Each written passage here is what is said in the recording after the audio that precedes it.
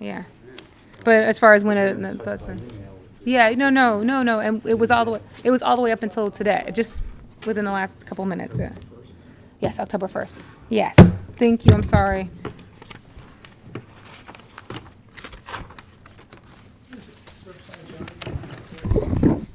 Good afternoon. Seems like it's not working. Okay. Thank you. Good afternoon.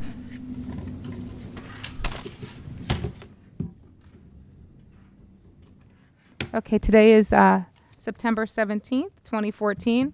This is the Board of Liquor License Commissioners for Baltimore City. The first item on our expedited docket is William Fackus, Johnny's, 2244 LLC. Trade name is Sauté, at 2844 Hudson Avenue, a Class B beer, wine, and liquor. Application for transfer and request for outdoor table service. I am talking to the crowd. I believe that this was Bo Boozer's case. Just pass it. Yeah, we'll pass it. We'll see what because happened. Okay. Construction all over the city. So let's just move to the violations docket then. The other, whoa, Sorry about that. no problem. Okay. That's already loud. So the other two dockets on the regular docket have been postponed, and they will be brought back to you on October 1st, 2015, excuse me. The first item on the violation docket is Daniel Matisse. This is at 1222 Hull Street. Trade name is Hull Street Blues Cafe at 1222 Hull Street. This is a Class BD7, beer, wine, and liquor, a violation of prohibited hours for July 25th, 2015. At approximately 1:50 a.m., Inspector Chris Malice, Caracolis, and Agent Foster visited the establishment to conduct an inspection. They went discreetly and heard music emanating from the establishment before 2 o'clock. They waited until 2:02 a.m., and they saw 4 patrons in the establishment with alcoholic beverages in front of them. The inspectors advised and issued the clerk and manager a corresponding violation. I have the 3 inspectors present today. Okay. Are you Mr. McAtee? Yes. Thank you. Yes, sir. Okay. Would you, do you dispute any of those allegations, first of all? Because if you do, I'm going to have them sworn in and testify as to... No, I won't dispute those. Okay. So why don't you just, why don't we have you sworn in, since you're Mr. McAtee? Court reporter's going to swear So you. you can raise your right hand. Do you swear or affirm under the penalties of perjury the testimony you're about to give is true and correct with the best of your knowledge, information, and belief? Yes, I do. Thank you. All right, Mr. McAtee, tell us whatever you'd Okay. like to tell Well, us I'll about just the- tell you that, again, Daniel McAtee, proprietor, owner of Hall Street Blues Cafe since 1984. We're in our 31st year, and I'll be honest with you, this is the first time that we've had this problem. Obviously, we've kind of had a situation there at the restaurant over the last 3 months where I'm not sure if I have a neighbor that is upset with me, or perhaps a disgruntled past employee, but we have received more 311 calls, and these gentlemen probably could have testified to that, all of which, of course, have been unsubstantiated. Loud music, what have you, which is what brought these guys to our doorstep that particular evening. Now, they, of course, came to the front door, and upon entering the door, of course, we have basically a standard procedure where at 1:45, which is, of course, our clocks are bar time clocks, so they're 15 minutes in advance. So at 1:30, over the last 30 years, we have always called last call. We did, my bartender did say that he didn't call until 10 of. I cleared the bar, turned the lights up, opened the front doors. The gentleman approached the bar at 2:02, 2 o'clock, and upon entering the bar, my bartender did say, "Gentlemen, we're closed." They, of course, did not know that 3 out of the 4 patrons that were in the bar were employees of mine. Nevertheless, I did speak with them. I wasn't there, and they did say that the alcohol was on the bar. and that they claim that it had been pushed to the edge of the bar. The next step would have been in a 3-compartment sink. So we have, made it perfectly clear, and I was shocked to see that this even happened in the first place, because one, we do have a great deal of respect for the laws that we're faced with, and we take a great, take it very seriously, the alcohol that we're distributing, and have instructed my employees, reaffirmed what I thought they already knew, that all alcohol should be removed from the bar, and whether they're employees or not, whether they're there to help close the bar down. I do often encourage that people, in the interest of security, safety, that they sometimes have a second person, in there at least to help shut the place down. I don't like to see somebody close up, and I don't like to see somebody have to walk home. This one particular lady happened to live in the neighborhood. She, had somebody there to walk her home. But anyway, it will not happen again. And that's, I guess, basically throwing myself on the mercy of this here court. We're not a court. We're Okay, board. a board.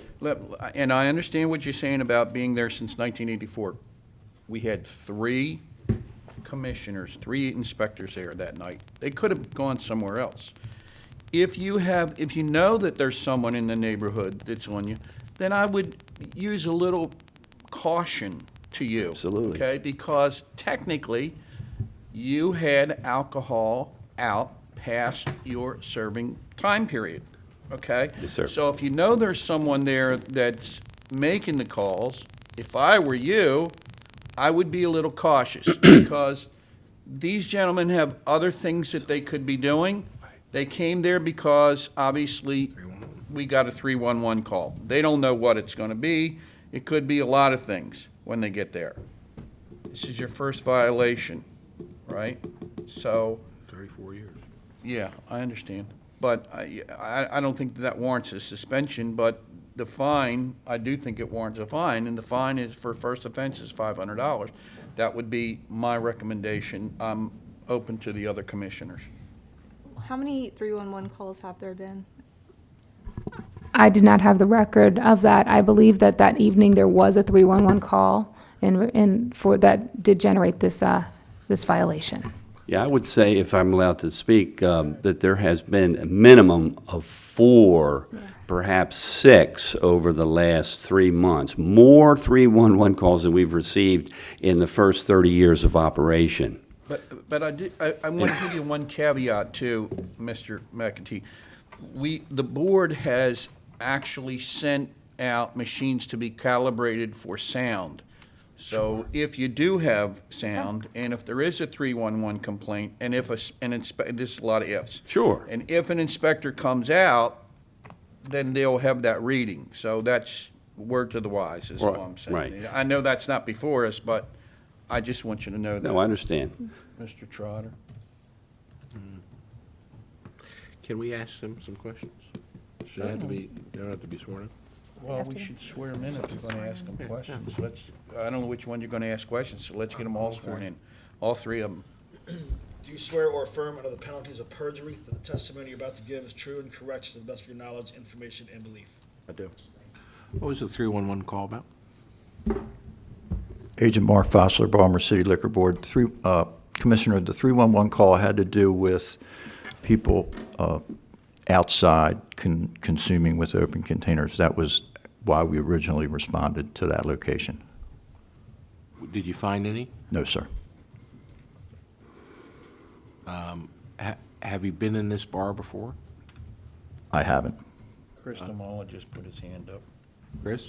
I've been in there before, And? and I've never, I think I responded to maybe 1 or 2 311 complaints, and I've never found anything to be valid. It's a small neighborhood bar. Yeah, It's not, I know it quite well. I know the nightclub neighborhood style. quite well. It's, every time I've gone, it's been quiet. Ouch. Sir, can you state your name for the record? John Cristinales, Baltimore City Liquor Board. I don't know if I'm permitted to say one more thing. Well, you can say anything you Thank want. you. Well, thank you.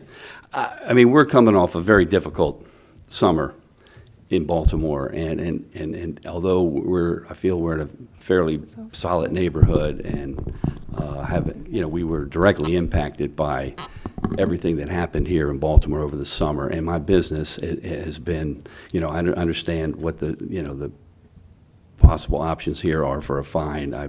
I'm asking to possibly consider that, we're having a difficult time, and we're doing everything we can to keep our doors open and serve the community. I've been doing it for the last 30-plus years, and that's basically all I have to say.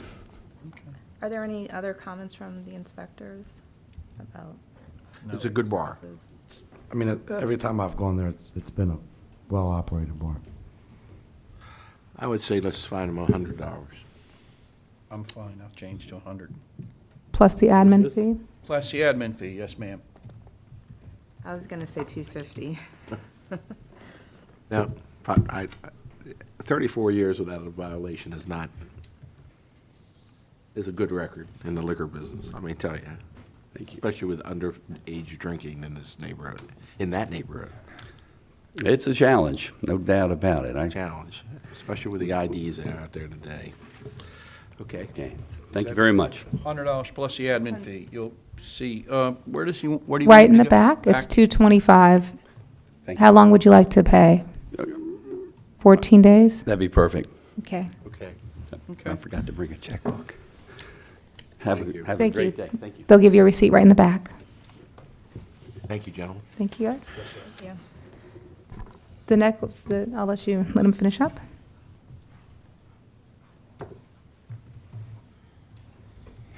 It's a violation. He's ready. Okay, the next item is Edward Jeter and Manpreet Singh, Did anybody- PNA.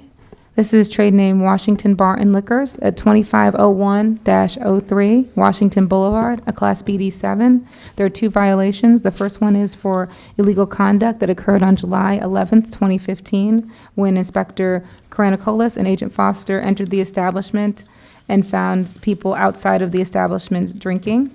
The other one is in regards to Rule 303, employee records. That's again occurred on July 11th, 2015, at approximately 12:30 in the a.m. Inspector Karanakolis and Agent Foster visited the establishment to conduct a routine investigation, and they were unable to provide employee records when requested. Mr. Kudensky. For the record, Melvin J. Kaninsky. Two things that I'd like to bring to the boards, and we talked about this, when these are read into the record, they're really only allegations. I They understand. shouldn't go to the point of what, as though they were a fact. They were alleged this, and here's your witnesses for testimony to be presented. I understand that. Okay. Yeah, they're allegations. Yeah, The but I mean, evidence is gonna as come read, from- though, it was though they there and they did it. The evidence is going to come from you, your clients, And the and the inspectors. witnesses. Okay. I got Okay? it. That just gives us an outline of where we're going, and the alleged violations. We decide if there was a violation. Okay. So are you going to have your clients testify? Yeah, everybody's going to testify. Okay. So everybody I'm going to have you all sworn Raise in. your right hand. Do you swear or affirm under the penalties of perjury that the testimony you're about to give is true and correct to the best of your knowledge, information, and belief? I do. You want this one or you take that one? Take that one. Okay, thank you. Okay. Mr. Osler, Yes, sir, Chairman. Mark Fosler, Agent Mark Fosler, Baltimore City Liquor Board. Based on information we have received from a community leader in the area, we conducted an investigation of the establishment at 2501 Washington Boulevard. Upon arriving at the establishment, we took up discrete positions and observed from outside. We observed, both Inspector Karanakolis and myself observed patrons exiting the establishment with open container of alcoholic beverages in their possession and drinking from those containers. We went inside to inform the manager of what we had observed and to conduct a routine inspection. At the time this was occurring, I walked outside again, and another person had exited the establishment, and he was standing right out in front of the place and drinking from an open container of beer. While conducting the inspections, we also asked for copies of employee records of personnel employed working at the establishment, and those could not be provided. At this time, we completed the routine inspection, wrote up the violations, explained them to the manager, and departed without further incident. And if I could, this is the evidence folder.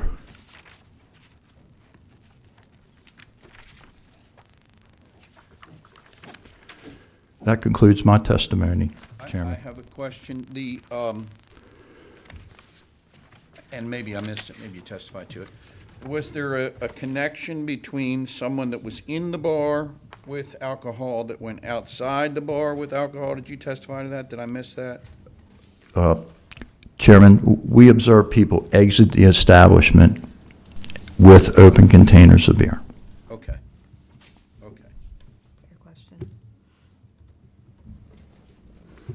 See, one of the things I really object to is you looking at pictures before they were even put in the How evidence. about if I do this? Did you take this picture? No, I don't have any, he says he's going to give them to you, that's fine. That's one of the things we're having discussions about, the I'm board gonna have a getting all this discussion ahead of right time. now. Where Did you, Mr. Fosler, look? Yeah, this they picture, took was this it. yours? I'll submit they took it. Okay. Yeah, I just didn't want you to look at it before I got a chance. Okay. Did you get a chance? I got a chance. Okay. Do you, let me give this, Yes, sir. all right. Cross. Yeah, when the people that you saw coming out, you saw them coming out with the cans? Or what did you see them coming out with? It's easier, what they were drinking. At least 2 cans. I couldn't see exactly what the other person was drinking from. We saw 3 different patrons that course of this evening. One of them which you took the pictures of, or you or the other inspectors took pictures of. Inspector Chronicolis took the pictures. That picture that you took there were you ever determine what they were drinking?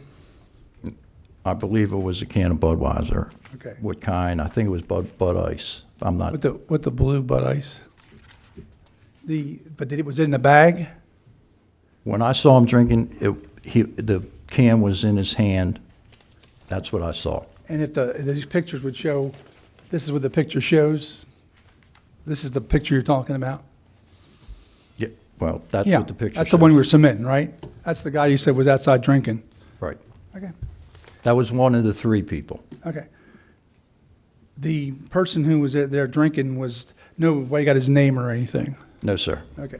He wasn't charged with anything? No, sir. And the place is posted for no loitering signs? Yes, sir. It's well lit out in front, Yes, sir. right, and the inside, no loitering? Yes, sir. Okay. I have no further questions. Okay. Mr. Chronicolis?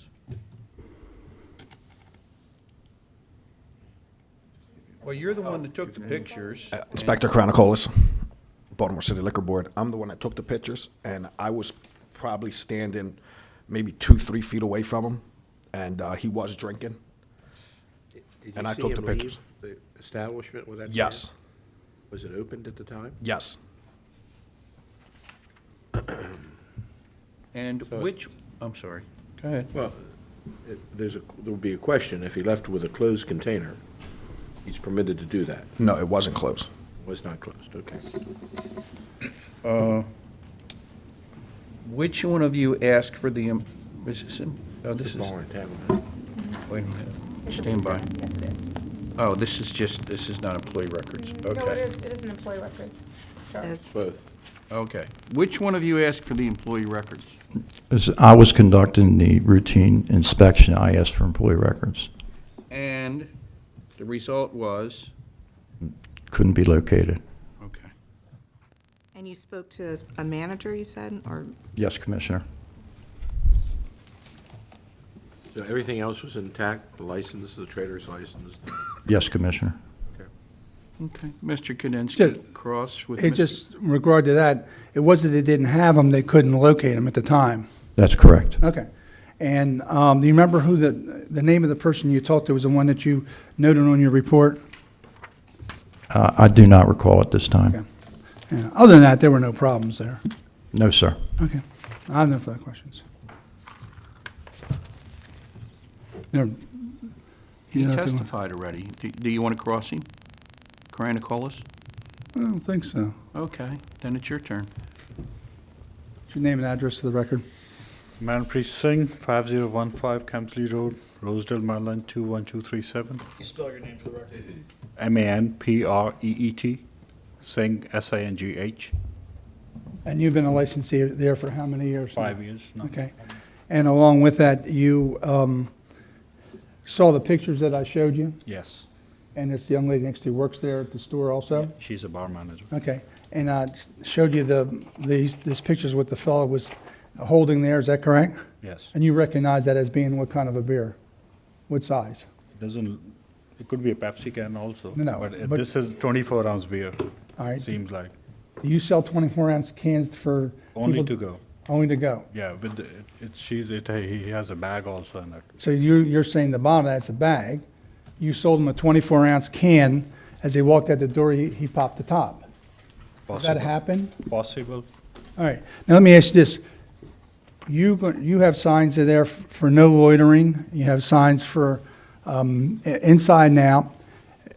As a result of this, knowing that these people are drinking out in front, you have determined that you're going to put signs both inside and out that there will be no open containers to be drunk in front of the place, subject to, We can do that also. all right, back and forth. Is that correct? And plus, we are maintaining the law. Okay, I got it. We're going to get to that.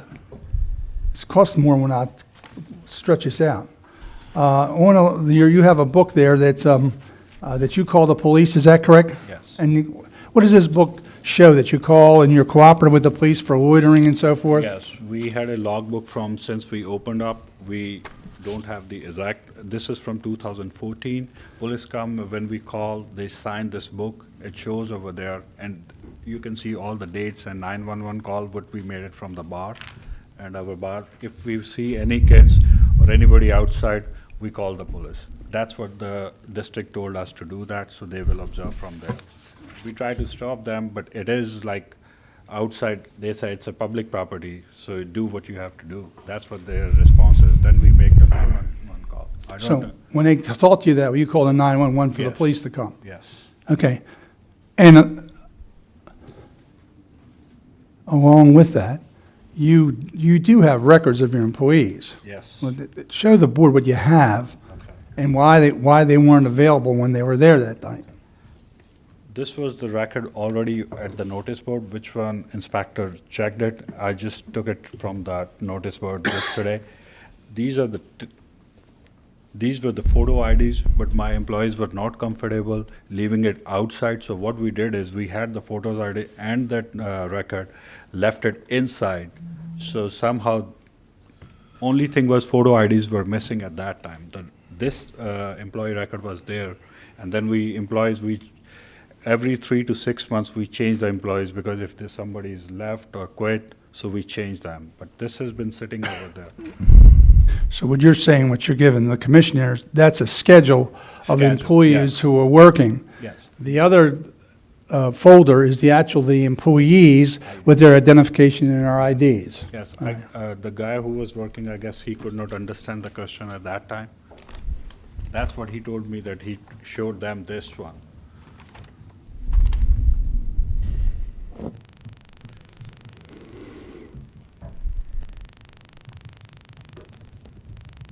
Where was this? It was inside, we had a cabinet over there. It's in the building, it was in the building. It's just like my employee doesn't want their photo ID to look into. And you said that your employees showed the inspectors that? It states, yeah, all those are health permit, trader license. It was sticking over there, as you can see. I just stripped it from that notice board, brought it over here. Because I was 100% sure that there was a employee schedule over there sitting.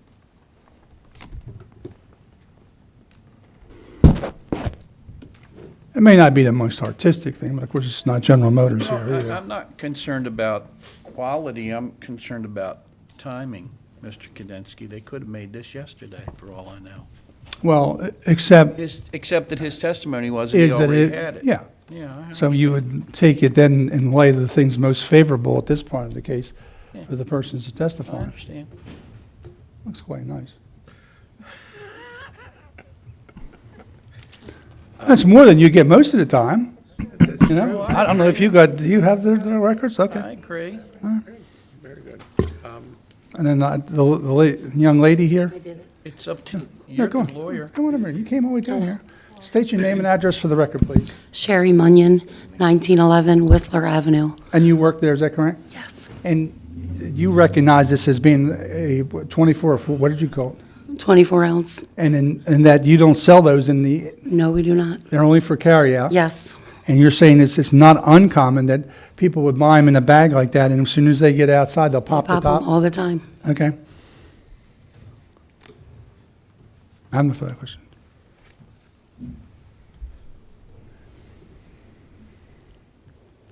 Let's go through what you saw again. Yes, sir. Do you see a person leave the establishment with an open container? Yes, sir. Yes, sir. And it was a 12-ounce container. And he was drinking in front of me when I was taking pictures of him. On the outside? On the outside? On the outside. Right. I took the pictures. He Got walked it. out with the container, it was open, he was drinking. Outside. And we don't know what the container is because we don't have it? Next time I'll take it from No, him. no, no, no. I'm just asking the question. I'm not angry with you. We don't have it. We don't know if it's 12 ounce or 20 ounce or 24 ounces or it's Gatorade or Red Bull. Have there been any violations at this location, Mr. Kaninsky? They were not with this type. No. Any other liquor That's not what he violations? asked you. Right. What are the violations? What are the violations? None? No, no, no. I'm not saying, there was a gambling violation, God forbid. God forbid. yeah. Oops, so- And, In 2011. 2011? yeah. And there's one in Gambling 10, which was a 503, That's a BD7. that was when he first took the place over. What's it? What was it? What was the nature of it? A 503 is usually a BD7 violation, so when you're not acting as your license type, which means that when you're supposed to have a tavern open at all times. So, and actually the behavior of when you have people drinking outside is usually when you're not acting like a tavern and basically you're only having alcohol outside for purchase. So the defense that he popped it outside is actually in some ways an issue of the BD7 license type. Well, it's really not. From the point of view is that when you buy something, you can drink it inside or you can drink it outside. Just because you take it outside and you drink it at home, no violation. That is correct, but You- the issue is that multiple times when people when they're going to BD7s, they're not operating as a tavern, they're only operating the outside package. But I'm not, but I would, That's not a I see char- that, I yeah. see that there's a bar schedule, so I'm not making that accusation. Okay. And And- go ahead. sorry. What about complaints within the last year or so? 311, any 311? 311 complaints. I believe that Mr. Fossler testified to the fact that that this was an issue that the neighbors raised. I'll let him testify to that issue. Agent Mark Fossler, Balmer City Liquor Board. There have been a multitude of 311 complaints. However, many of those had to do with loitering, and I had given instructions to manager on other occasions to call the police, to document, keep a journal that they're calling the police about loitering. What I have observed in the past, and you can certainly talk to other inspectors, but has been that the people who are loitering around the establishment or in that block are minors, generally too young to be patrons of that establishment. So I don't think that the loitering itself is generally connected to the establishment itself.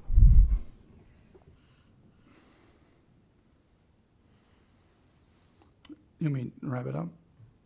If you want to, it's your show. Come on. It's a tough area, and it's over in the south side, and sometimes the people there are a little bit argumentative, to say the least.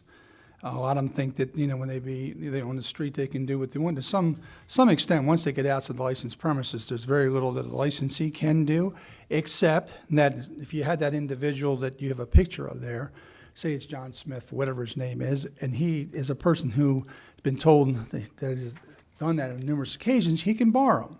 But that has to be brought to his attention. Obviously, he's done what the inspector said with regarding the loitering situation. He's kept a logbook so that when people wouldn't say they're getting, and you saw the case before with the Whole Street Blues, one person can keep calling and calling and calling and calling. If they're unfounded, they're unfounded, but they do keep it, and they do keep it moving. You saw the place is lit up. You know, it's not like it's a dark place. Their feeling is that what he had was, it's in a bag, and the guy popped it when he came out and was drinking on the outside. They have no authority once they get out past the licensed premises to do anything from. They can't take it from them. They can't lock him up. It's much the same when your your inspectors can't do that. The police only ones have the authority to do that. Their authority is, hey, if this a guy comes in and he keeps doing this. You know, you used to see it in the old days with the old brown baggers. You know, they would come in and, you know, what was it? What's the word? Thunderbird. What's the price? You know, 30 cents twice. And they would put it in there, and they pop. I remember that. Maybe Ripple. Okay. And then they go out in there, and you still see them down there. Once they get outside the licensed premises, now if they pop it inside and they're drinking, they go out. That's a different story. I'm not, saying that the inspectors didn't see what they said, but I think there's an explanation for it, and there's some benefit of doubt back and forth with regard to this operator. So otherwise done, if you ask them to keep a book, he keeps a book. Ask them he's putting signs up, I'll tell him put signs up outside, no open containers anywhere near the front of his premises, or else you'll be prosecuted. They can't prosecute, just call the police. So he's doing what he can. And you've heard the same stories over and over again. After what happened this year, the economy is not very good for any of the people. They do it in front of us. We accept it. As soon as we serve them, we stop them, we tell them, they pop it and they walk out. They're not listening to it. And it's not only one person. If it's the same person, we can bar them. It's like 150 different people. Try not to serve them for 1 day or 2 days or 3 days, and they come back again. Otherwise, they will start stealing it. They abuse us. I mean, we are sitting at the tough location. I personally, Did they have an active bar? In other words. Commissioner, yes, sir. They had At the bar. patrons at the bar. They had barmaids working at the bar. It was definitely an active tavern. I don't think it warrants a suspension, but I would defer to the other commissioners as to a fine. Look, I understand he's doing all the right things. I get it, okay? But I also understand that when they ask for the employee records, that's part of the rules. That's part of what they're supposed to do and ask for, and as a licensee, that's what you're supposed to have. With regard to the drinking, the testimony from the inspectors are that it was open when the person came out and he was drinking. Okay, your testimony was, I think, that it was closed and he opened it outside. I understand the differing testimony.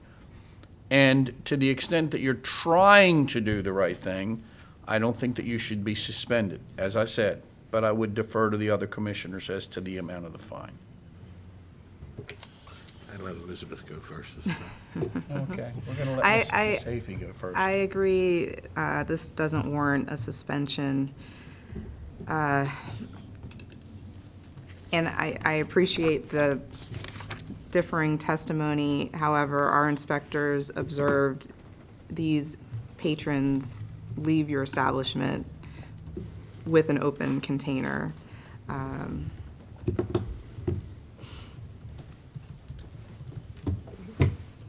My recommendation is $250 Total. per violation. Per violation? Actually, $250 total. Total. You have to let your employees know where the records are. That is a violation that we can't really, when we do a routine inspection of an establishment, everybody should be educated on what inspectors need to see. Okay? You can say it was in a filing cabinet, in a safe, whatever, but every person has to be able to get to those records. I don't know how he missed it. I was surprised. Well, he didn't know. Okay, I can tell you that. The person didn't know, but that's okay. I would go with the open violation, and he didn't have much, and I know the neighborhood. There is a big loitering problem in the neighborhood. Right. I would go with the 250 violation. I have one question. Yes. If Both. we are in the same situation again, where inspectors, I'm not saying they don't see, but we've been struggling with this situation. We sell to go, they pop that in front of us like counter. We try to stop. The inspector will see it again, it's an open container. What I would do, if I were you, And I'm is maintaining put a the law. surveillance camera at the front door. We do have that. Okay, then you would run it, and you can see when they walk out of the thing, it's open. They open it outside, it's a violation of, for the police, not for you, okay? But make sure you have those But they video. open it inside and walk out. they Ah, mess up. then, Then it's your problem. that's your problem. That's- That's your problem, That's your problem. okay? That's the law. That's the I'm- law. I'm- Except, You might want to be able to, It doesn't you know, apply have a at steel door Oriole come and Raven down or Stadium. something like that. I'm sorry? doesn't apply at Oriole and Raby State. They walk out with open containers all the time. They're not here. I know they're not, but we're just talking. All right. Did you leave your dog and your pony out front? He was tied up to the post there. Okay. Because they said post time, I'm going to pass post Mr. Kudensky, them. it's a 250 I violation got it. plus admin. Can we- okay. That's a I'm just total try- I'm of trying. $375. How long do you need to pay? I just, 1 week is fine. Yeah, one- 7 days. Great. Okay. Just make sure they know where it's at. That's all, you. okay? Thank you. Thanks. Okay. Moving right along. Okay, great. It's, the next licensee is Gurpreet Singh, GNS at 3724 LLC. Trade name is Main Street Bar and Liquors at 3724 Eastern Avenue. This is a Class BD7. There are a total of 4 violations. The first one is for illegal conduct on July 12th, 2015. At approximately 12:25, the Inspector Kranicolas, Agent Fosler, conducted a special investigation, and they found that the Weird Tavern area had 15 to 20 people dancing. The next violation is in regards to illegal conduct again on that same date, July 12th, 2015. At the same time, at 1:25 a.m., Agent Fosler and Inspector Kranicolas found that the security guard answered no when they were asking in regards to the number of people, so that there's approximately 160 individuals when there is fire capacity for 96. The next violation is Rule 303, Employee Records, on the date of July 12, 2015, at approximately 1:25 p.m. Inspector Kranicolas and Agent Foster again asked the bartender manager if they could provide employee records. That information was not provided to the inspectors upon request. The final violation is in regards to July 18th, 2015. It's a violation of 4.18, illegal conduct.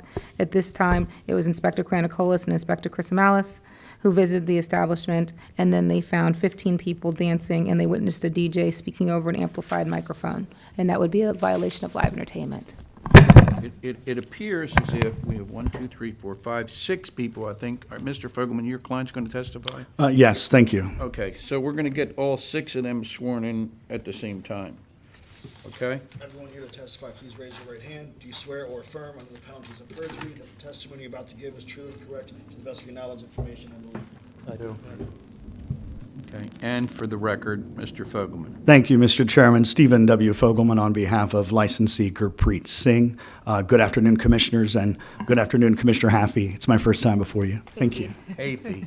Hafey. I got that Now- wrong, now I too. know. Thank you. It only took me 2 weeks to get it right, so don't, and I had to write it phonetically. All right, well, I have to say this, but there's a bar called Mahaffey's in Canton, and so I'm gonna have to practice That's that. right. Thank you. All right, so Excuse me, Counselor. Chairman, can I just submit the evidence, has first of he all? seen it? Perhaps. It's on the internet these Yes, days. it is. Well, I Just don't make know. sure. I just want to make sure you've seen it. Yeah, this appears to be the same documents that are online. Yes, sir. Okay. Mr. Fosler, you're up. I'm sorry, I didn't mean to demote you. Agent Fosler. Agent Mark Fosler, Baltimore City Liquor Board.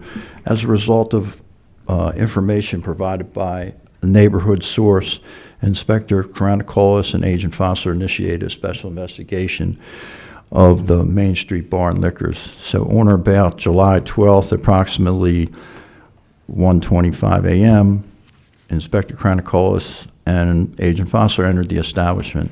The front of this establishment is set up as a packaged goods store. The rear of the establishment is a tavern/nightclub. Inspector Chronocolis observed a number of patrons dancing, approximately 15 or 20 people. The second thing that became apparent was the rear of the establishment was extremely crowded, and it required that I walk behind the bar so I could observe the rear part of the establishment. At that time, I visually divided this section of the establishment into sections so I could count the number of people in each section as I moved back along the bar. My conservative count was 160 individuals. The male identified as security was asked if he was using a counter to keep track of the capacity. He indicated no. There was no fire permit available, but the licensee stated that the rated capacity was 99 individuals. There was also, as I was moving through the bar, there was a large number of female patrons working behind the bar. So I asked if the licensee could provide, because there was such a large number of females working behind the bar, wanted employee records. And they could not be provided at that time. We issued the violations to the manager, and we departed the establishment without further incident. Mr. Fogelman, Cross. All right, thank you very much. And you and Inspector Karanakolis both did a head count to arrive at 160 persons? Counselor, I did the head count. All right, and you're reasonably comfortable it was 160 persons? I believe that I was conservative in my estimation when I gave the count. All right, let me show you what I'm marking as an exhibit, although it has already been received in the file as part of the public documents that are online for all to see. Mr. Chairman, and I'll ask that your copy be marked, although, as I say, the agency's already put it in. You mind step over here? Share a microphone. Thank you, Agent. Now, I'm looking at this document that you put into evidence just a few minutes ago, and it states that you and Inspector Karanakolis entered this establishment a day prior and found patrons with open containers of alcoholic beverage in their possession. Did that occur? No, sir. Okay. Is that a mistake? Yes, sir. All right, that's a typo, or, Yes, but sir. that's not an issue in this case, No, open sir. containers, No, although it's it's not. already been online for thousands to see. Right. Okay, thank you. All right, I don't believe I need that admitted, since it's been admitted by the agency already. All right, thank you. All right, and you testified you saw 15 to 20 people dancing. That's So that would be around 10% of the patrons. Inspector Chronocolis. He'll have to Okay. testify to that. All right, you did not see any dancing on that night? I was busy counting. Yes, sir. Okay. And that's all I have for you. Thank you very much, Agent. Yes, sir. Good afternoon, Inspector Chronocolis. All right, good afternoon, Inspector. And Agent, I will obviously, you were not present on the 18th, so yes, that's the conclusion. Okay. And Inspector Karanakolis, you were present on the 12th of July on a Sunday morning at this bar? Yes. You testify that you saw 15 to 20 people dancing? Yes. Okay. And do you also agree that there were no people leaving the establishment with open containers as erroneously contained in the report? Yes. Okay. And would it be fair to say, based on Agent Karanakolis' account and your account of people dancing, that Agent Fossler, you mean? Agent Fossler, and thank you, Agent Fossler, Agent Fossler's head count and your count of dancers, people dancing, that's about 10% of the establishment dancing? Maybe. You have Okay. to answer, you can't nod your yes. head. Okay, thank you. And that's all I have, Inspector. Okay, who's next up? Mr. Inspector Chris Tamales. Good afternoon, Inspector Chris Mouse, Baltimore City Liquor Board. at approximately 1:25 on Saturday, July 18th, while on duty. Inspectors Chris Amalis and Colonel Coles were conducting a special investigation with Lieutenant Coburn from the Baltimore City Police Department Southeast District. After arriving at the location known as Main Street Bar and Liquors, located at 3724 Eastern Avenue in the city of Baltimore, state of Maryland, Inspector Colonel Coles entered the establishment in undercover capacity and went straight in the back where the bar is set up. Upon entering through the black curtains that separate the establishment, Inspector Colonel Coles witnessed a DJ speaking on an amplified microphone and customers dancing on the dance floor. At that time, Inspector Colonel Coles made contact with the owner and proceeded to the front of the establishment to review license and other business information. At that time, Inspector Chris Amalis, Lieutenant Coburn, entered the establishment and after briefly speaking with Inspector Colonel Coles, proceeded to the rear of the location. Upon entering through the black curtains, both the inspector and the lieutenant witnessed approximately 15 people dancing. The manager and owner were made aware of the violations, and both the inspectors and the lieutenant exited the location. Cross. All right, thank you very much. Inspector Chris Amalis, can you cite for me where any use of a microphone constitutes live entertainment? Can I cite for you? Yeah, do you know of a specific section in the code? I'm Sure, we not got- trying to give you a gotcha, but I've got the live entertainment statute here, and Yeah, we'll find it.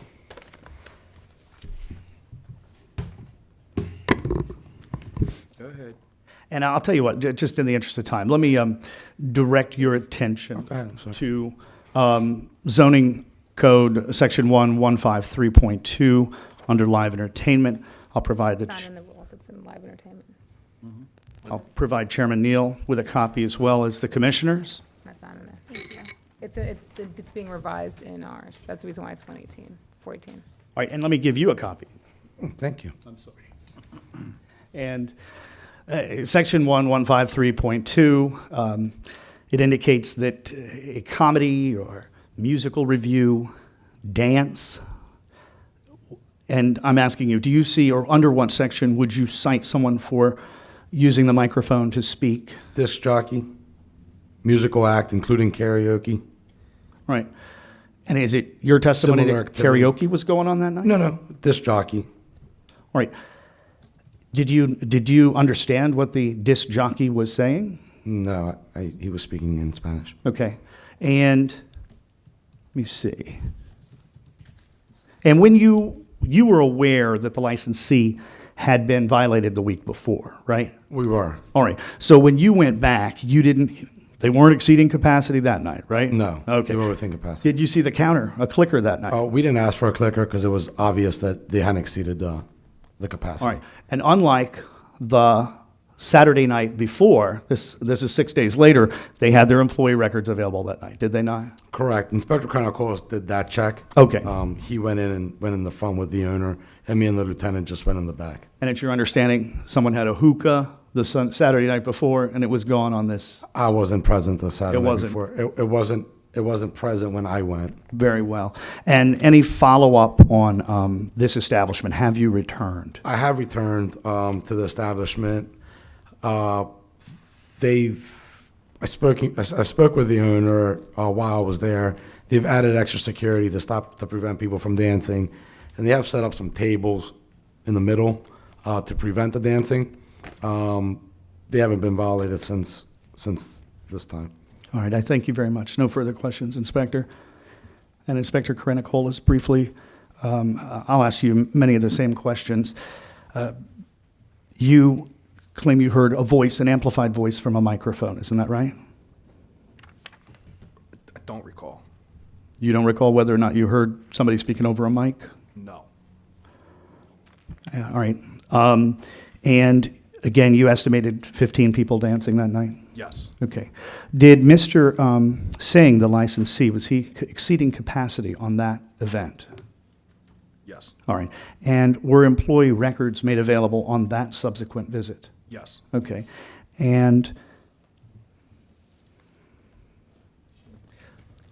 all hookahs were removed, obviously? Yes. Okay.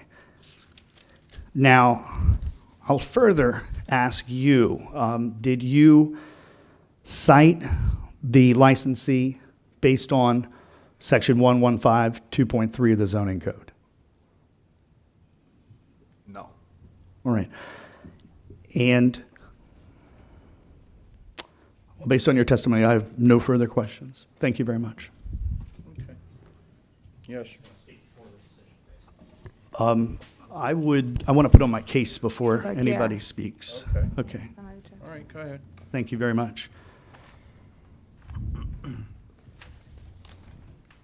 All right, I'll call Gurpreet Singh, licensee. All right, step up close to the mic. As somebody who watches these online, I know you've got to get close to the mic if you want to And be you can heard. raise it up. You can raise it up. Thank you. All right, Mr. Singh, on July 12th, 2015, were you over capacity? Yes. All right. Why did that happen? How did that happen? A lot of people showed up. Is that a normal crowd for you? No, not a normal crowd. Have you had a crowd like that since July 12th, 2015? No. All right. As a result of that overcapacity that night, what corrective steps, if any, have you taken? Specifically dealing with capacity. I do have the clickers now, so we count how many customers come in, and then we do count how many employees are there, and including everybody. Now I don't exceed over 80. If the count comes to 80, we wait for 4 people to leave to let 4 people in, so And your capacity is 99? 96. 96. So, how long has that practice been in place? Ever since the first time the inspectors, July, sorry, I'm not good with dates, on the 12th. All right, since the night of the first visit by the Yes, inspectors yes. this summer. All right, now, since July 12th, where are your employee records and why weren't they around on the 12th? The floor of the liquor store was water damaged, so we had to do changing. We took the carpet out, we put hardwood floors in, and in process of this, we had to move stuff back, and I couldn't locate the employee records. All right, and Mr. Singh, your bar's undergone some business model changes over the last year, isn't that right? Yes. All right, so why don't you tell the board what you learned from Inspector Ed Owens visiting your establishment on June 20th of 2014, and I'll provide a copy of Inspector Owens' report to the board at this time, as is contained in the board's file. I'd ask that that be marked as an exhibit, since that may not have come into the hearing file. And that's going to be licensees 1. Thank you very much, Mr. Chairman. All right, what were you told by Inspector Owens when he visited you about a year and 3 months ago? That I was using the liquor license just to sell carry out. I wasn't using the bar. And he suggested that you needed to use it as a tavern properly? Yes. All right. And after that time, what steps, if any, did you take to use the license in tavern form? I had a draft beer. I started promoting craft beer. Did you start a Facebook account? Yes. Start a Twitter page? Yes. Right. How did your incarnation as a craft beer bar go? After trying, it didn't work. All right. And what was your next marketing idea? The population in the area is Hispanic, so Hispanics are much easier to communicate with, and they're there already. It's not like I have to go to another neighborhood and promote to them and bring them. All right. And do you think that you were successful in operating a bar for new Americans? Yes. All right. And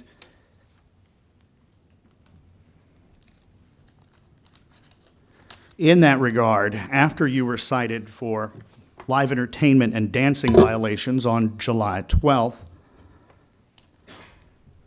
you made some other changes, did you not? Yes. All right. I'm going to show you what I'm marking as, or having marked as licensees 2. Thank you. Thank you. And if you don't mind, yeah, that's right. I've got enough copies. Thank you. All right, I'm just going to ask you to identify these photos for me very quickly, when they were taken and who took them. You did? I did. And when did I take them? Sorry. September 8th, Did I visit your bar? Yes. Yeah. Okay, and I'm going to ask you to, all right, page 1, what is that? That's, he, Is it an amplification and music deck? yes. Okay. And what are pages 2, 3, 4, 5, 6? What are they photos of? All I have, throughout the building, I put no dancing signs, right, and how many new dancing signs do you think you have in the building? More than 10? more than 10. All right. What's who's on page 7 there? This gentleman in front of a establishment. Security, How many security guards do you have? 4. All right. And do you have security guards just out front only No, I have them throughout the building. throughout the building? Do you even provide security in your bathroom sometimes? Yes. I Why do you have- do that? So there's no problems. All right. I mean, you were concerned that perhaps there was possible drug use or allegations of that? Yeah, All right, I but that's not a think- problem. but that's not a problem because I have the security. Are your security checking for weapons and drugs out Yes. front? Okay. All right, and then the remaining pages I have here are these more signs that you posted? Yes. And then finally, the last page, what am I looking at? It's lounge area, All right. sit. And on July 19th, 2015, at 1:25 a.m., were you present? Yes. All right. Was someone on a microphone? We use the microphone, but When do you use it and why? to last call for alcohol, it's time to leave. All right. Do you use the microphone anytime throughout the night for any other reason? No. All right. And is there a usual time where someone speaks Yeah, and the says it's DJ closing the time? DJ from 1:30 to 1:45, we let the people know that we are not going to be selling alcohol anymore, and it's time to finish up your drinks and it's time to go. All right. The person you call a DJ, Yes. does this person speak on the microphone other than to tell people it's time to close and last call? No, unless there's problems but no, That would be a very rare occurrence. very rare. Okay. And I guess let me ask you this. Do you encourage people to dance at your tavern? No, the music, Latin music, people want to dance. Okay, but now you know they can't. So do you No, take any steps to discourage? Yeah, there's a security just for that on the floor. He walks around, he lets people know that not to dance. The people that get up and they want to dance, we let them know not to dance. All right, now the prior owner of the property had some kind of layout on the tile floor. Isn't that Yeah. right? Could you describe that for me? It's all black with a white border. Tiles, it's all in tiles, and it's there. But now there's tables all over the place, so it's not. I don't have a designated dance floor. All right, so as a result of this violation, you have Yeah. unless Unless you guys want me to rip up the tiles and put another pattern there, I can do that. But you're saying there's no open area No, whatsoever there? there's no open area Okay. no more. And have you personally told patrons to stop dancing? Yes. All right. What, if any, is the penalty for being caught dancing in your bar? We can't do much. We just let them know not to dance, and eventually they get aggravated and they start leaving. Have you lost customers as a Yes. result of discouraging dancing? Yes. Okay. Now,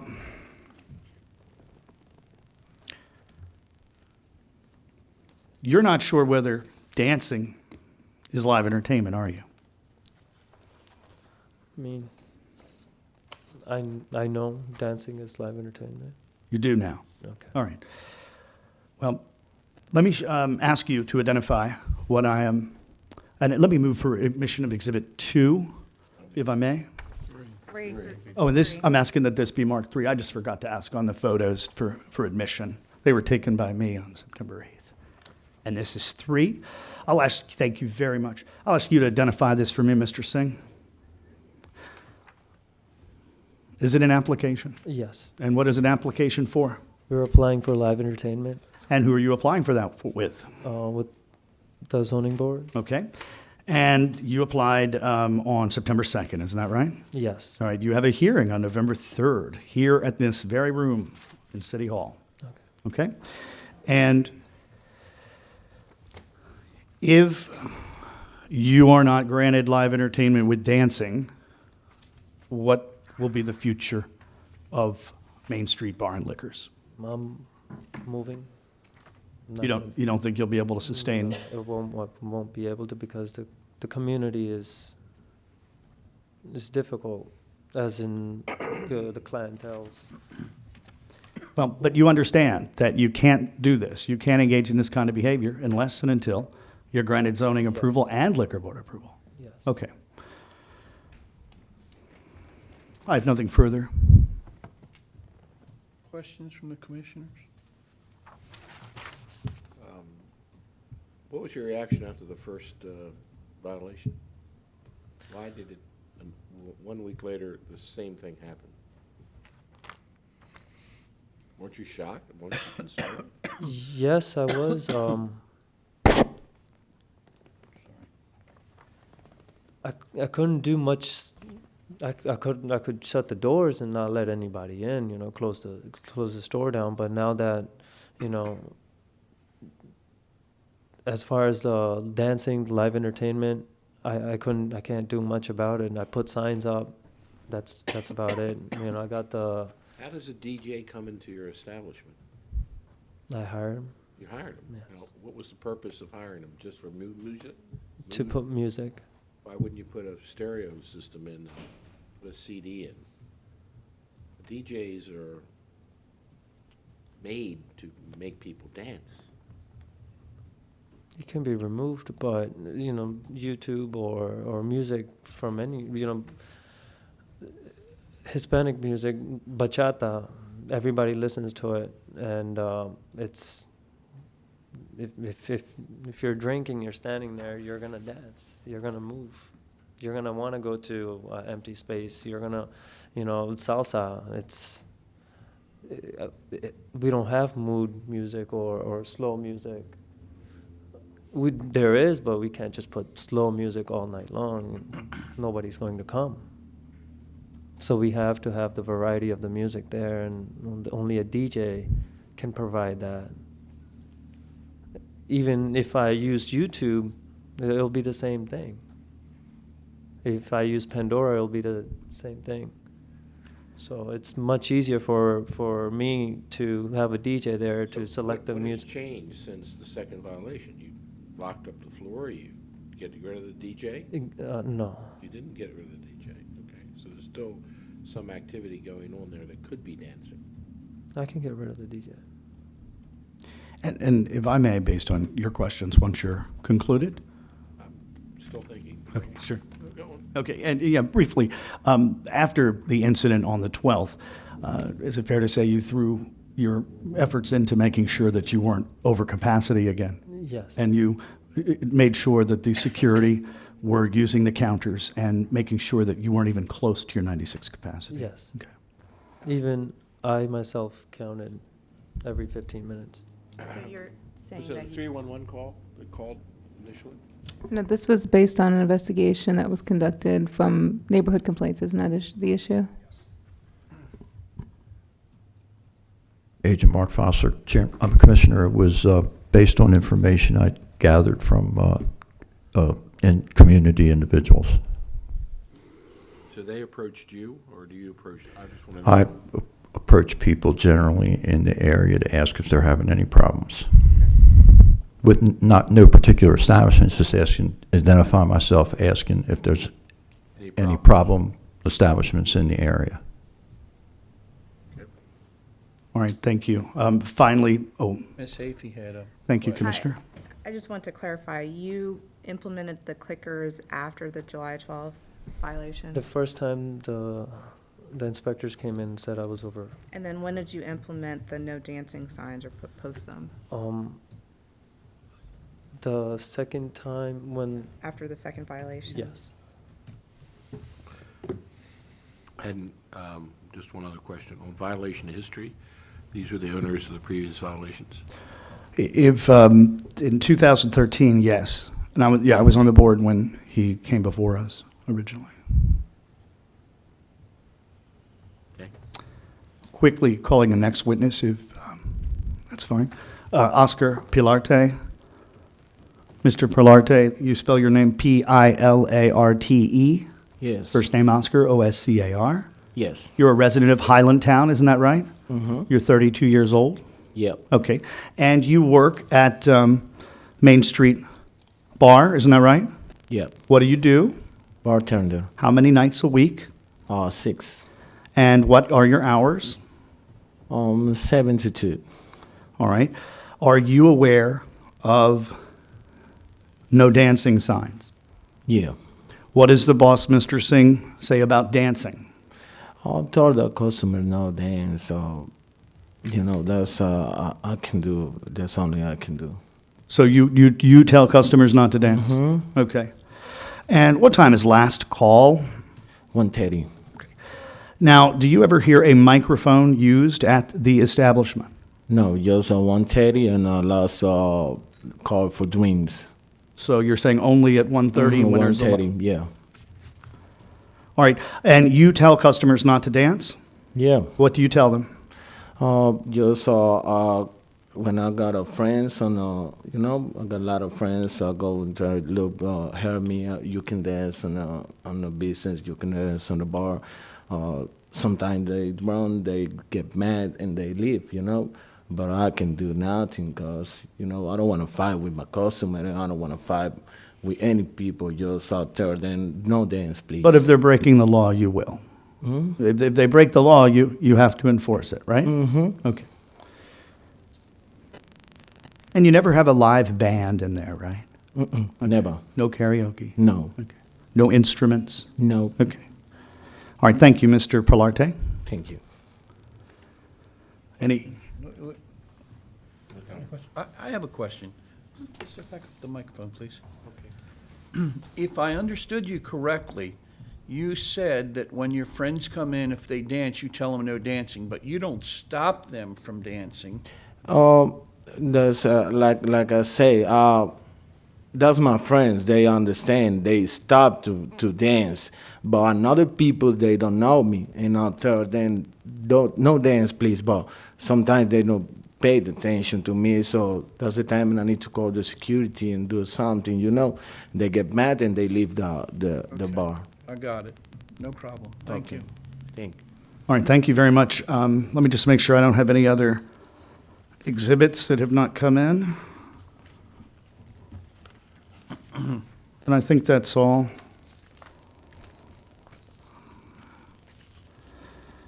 And I respect Mr. Bernhard, known Mr. Bernhard for many years. Our board had a different policy than the last board regarding person speaking. My belief is that this is a violation is the agency's case, much as a criminal case is the state's case. And in so doing, I think it is prejudicial to hear general community complaints prior to the rendering of your decision, but that after your decision, and that's when our board used to hear this. So I respect your decision on how you want to do this, but I would object for the record to general complaints, not specific complaints about the 12th and the 19th of July coming in before you render your decision. I don't know what Mr. Bernhard is going to testify to quite frankly. And if it does not have probative value and it's simply a community complaint, then that goes to probative value and how we weigh the decision. And if it doesn't have probative value, it would not go into my decision. Right. Okay? So, Mr. Bernhardt, you've been sworn in, so tell us what you want to tell us. Yes, sir. Kevin Bernhard, board member of the Highlandtown Community Association. And basically, it does not have to do with this exact instance. What we would typically do is after you've said guilty or not guilty, we would then ask that you consider what we're saying in your penalty phase. So Mr. Singh and I have had a relationship for a number of years now with his business. Back when I was president of the community association, we have an understanding, both in the memorandum of understanding that is filed with the liquor board, along with the liquor board laws. Mr. Singh is fully aware of those, and not just to the point where he has to read the liquor board rules. He was also found guilty for the same things back in 2013. In addition to that, the only reason that I'm here is because of resident and business complaints. So these are substantiated issues. Mr. Singh does know that he is doing wrong. He's just continuing to do so to continue to make money, essentially. Well, the community complaints, part of which, I don't know, is Agent Fossler still here? Yes, sir. Community complaints were part of the special investigation, am I correct? That's correct, Chairman. Okay, okay. All right. I just want to make sure we're all on the same track. And we just wanted to be present here to ask for as harsh a penalty as you're able to give. Okay. Mr. Fogelman, well, now, just for the record, just so you understand, Mr. Fogelman, when he was chair, okay, with all due respect, he liked MOUs, okay? Yeah. We don't have the authority to enforce an MOU. You know that, right? I understand. Okay. So you're open to cross-examination from Mr. Fogelman now. No problem. And Mr. Bernhardt, you have worked with the licensee in the past to not only adopt an MOU, but to adopt an amendment to an MOU last summer. Correct. We worked with him to make the MOU. We also notify him when he was doing things incorrectly, like when he had his sign that was not the registered name of the business with the liquor board. We notified him and asked him to change it back to the actual name. No problem. Thank you very much for And being did here. he? Well, He did. Okay. Yes. All right. I have no further questions. Thank you, Mr. Thank Bernhardt. you. All right, Mr. Fogelman. All right, I'll be brief. All right, Mr. Singh had a problem. Just last year, on June 20th, 2014, Inspector Owens was out there telling him he wasn't operating properly. He was operating like a liquor store, not a tavern. And we all know that that's not going to cut it with a BD7 license. The liquor board in the past has fined and closed many BD7s who were acting like a liquor store instead of the tavern they were, and Mr. Singh did not want that. He bought a bunch of tap lines, the craft beer. He tried to bring in a new crowd, tried to take away some of the Canton, all the enormous amount of business that's in craft beer in the Canton area. And it didn't work out so well. And so he went another route, which was to attract customers from inside the neighborhood. And he wanted customers and needed customers for his BD7 to drink inside, not to go. The only problem is, so now he's operating as a tavern. And the problem is, I believe, everyone in the community got used to him operating as a packaged goods store. He was primarily known as a packaged goods destination. And so he has to use his license correctly to keep it. He has to operate as a BD7. And that started him back down this road. And what I believe is that Mr. Singh has done everything he's needed to do now to remedy all of the violations. And again, you note that many of the, I believe it's in evidence, but I didn't put it in evidence myself. There is the handwritten inspector's violation report by Inspector Karanakolis or Agent Fossler. I can't tell their handwriting apart, and that indicated you have a hookah in here. There were some things that didn't even make your docket today. But one of them that did was employee records.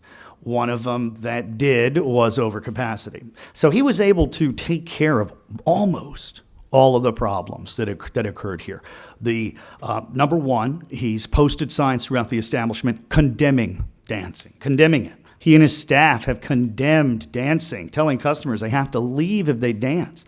So it's frustrating for him that he's never encouraged his patrons to dance. His testimony here is that the person he calls a disc jockey, I don't believe the law would call a disc jockey. Someone who is simply changing music and fading music in and out between songs.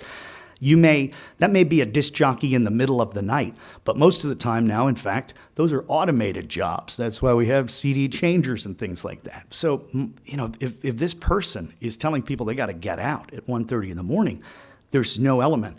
of live entertainment. But let me get back to a minute. So he's told people they can't dance. He's covered over the area that I believe Lieutenant Colburn had said, you've got a dance floor. Well, he put tables over it, and he didn't build the dance floor with the tile separation. That's its prior existence.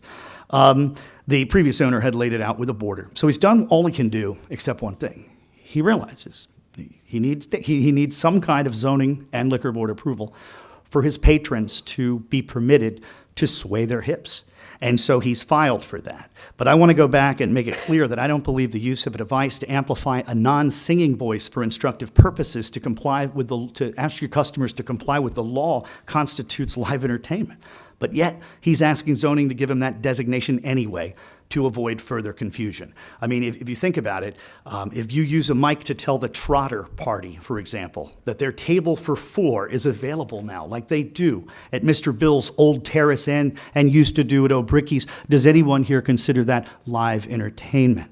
And if management gets on and says, last call, do you think that's live entertainment? Is that any different? Now, I introduced 1153.1 definition of live entertainment in the zoning code.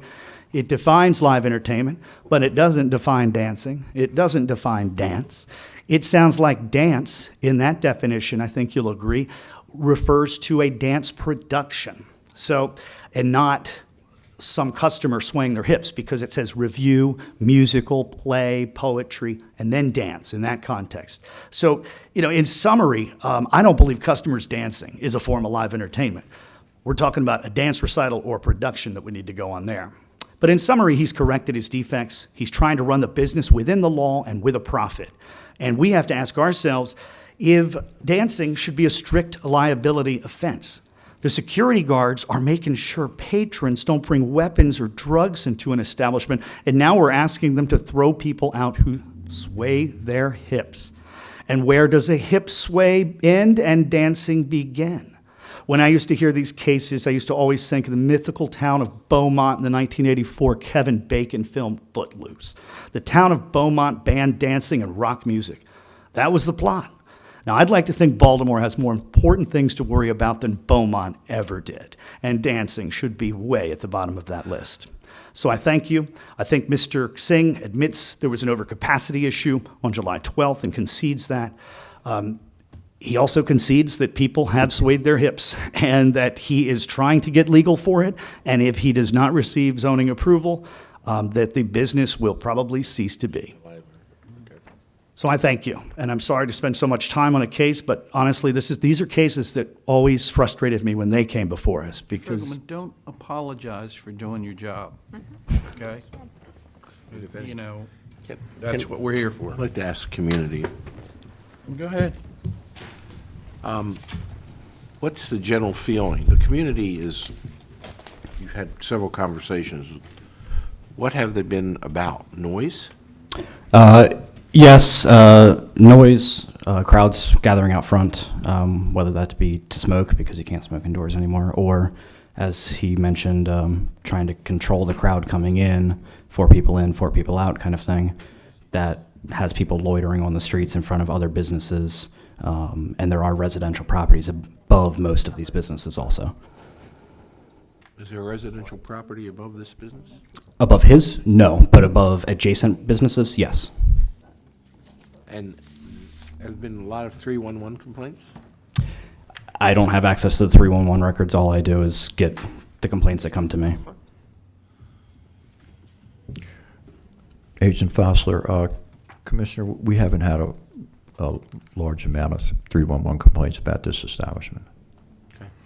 And again, if I may just recall, I'll help you recall Inspector Chris Amalis' testimony that he has also returned to the establishment and found no such violations. May I speak to the 311?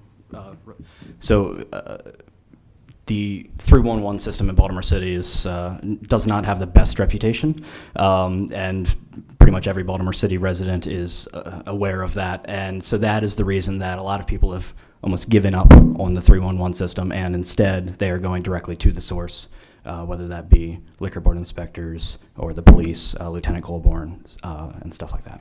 We should tell our inspectors not to go out on 311 calls. I don't know if that would be beneficial, They get but enough of them. I thank you. I'd ask that you consider a fine. As I've mentioned, this is the end of the line. He understands that the laws are very serious and that you will enforce them. He's got to give it one fair shot with zoning and with liquor board for this request. And if that doesn't work, he's going to have to come up with a new business model or a new business. So he won't be back here again on this, not without a license for it. So. Or without you. See, here's the problem that I have, and I understand everything you're saying. Here's the problem I have with some of the things, that they are being done prospectively. You know, he didn't take the initiative until he was basically forced to do it. What I'm hearing is that people are still dancing in there because, you know, they get the movement and there's the music, and that's still illegal. That's still a violation, okay? Whether, you know, he wants to stop them or tells them to stop, it's still a violation. So that's a problem. I mean, I understand he's going to the zoning, good for him, but at the present time, with the violations from when they occurred, he's done things prospectively and is still in violation of some of these things. That's the problem. You know, and I'm not about, you know, closing people down and hurting people, but they need to understand that with the license, and I'm talking to you now, Mr. Singh, with the license comes certain responsibilities, okay? And you can't just say people like to move their hips. You know, I get it. Believe me, I get it. But you don't have the permission to do that, okay? Maybe you'll get it, which will be fine, because Mr. Fogelman is a fine attorney, okay? But that's the issue that we're dealing with today, okay? I don't think personally that warrants a suspension, but I think we need to get your attention, because I think you need to take the affirmative steps to make sure these people understand what they are allowed to do and what they're not allowed to do in your establishment, okay? And I will defer to the other commissioners. The fact is a week apart is just disturbing. It's really disturbing, because he should have been put on notice at the immediate time, the first time, that he had to clean up the act of the establishment. You know, if he can't stop dancing, how does he stop anything else? You know, he says he has security in the bathrooms, that's okay, but the restrooms, but, you know, it could be dope, there could be anything in here. It doesn't look like, well, I would suggest no suspension, but a $1,000 fine. Commissioner Havey? I agree with no suspension. Is your fine, is there one that you're, No, it's for all, the fact just that it's within accumulative? 2 years, and it wouldn't be a first fine of. But her convention. question is It's- cumulative as to all the all violations. or just one or two? That's all. All, okay.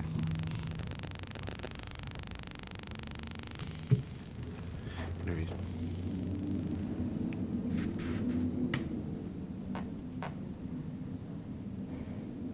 And while we're contemplating, because I don't know where this is going to go, Mr. Fogelman, Madam Secretary, just for the record, I want to make sure that all of the exhibits and the case file has been included in the record in the event there is an appeal. Yes, sir. What I have in the record are three pieces from the licensee and three in our 4 exhibits that were included in the file. And I think the amended issue in regards to the cover sheet that Mr. Fogelman has noted has been noted in the file as well. Okay. And just for the record, for Commissioner Trotter's motion, I have 250 then on each violation, That is spread out correct. evenly? That's correct. Okay. And I agree, that no suspension and 250 for each violation is fair.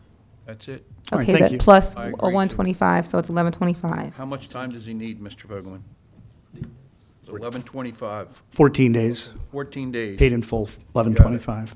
I thank you, Commissioners. Mr. Chairman, I thank Now, you. Mr. Singh, please, don't come back. again. Okay? Come back. All right.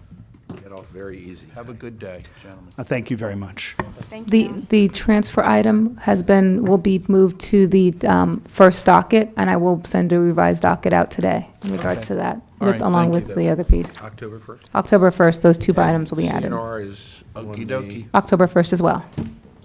Thank So I you. will send out a revised docket shortly. All right.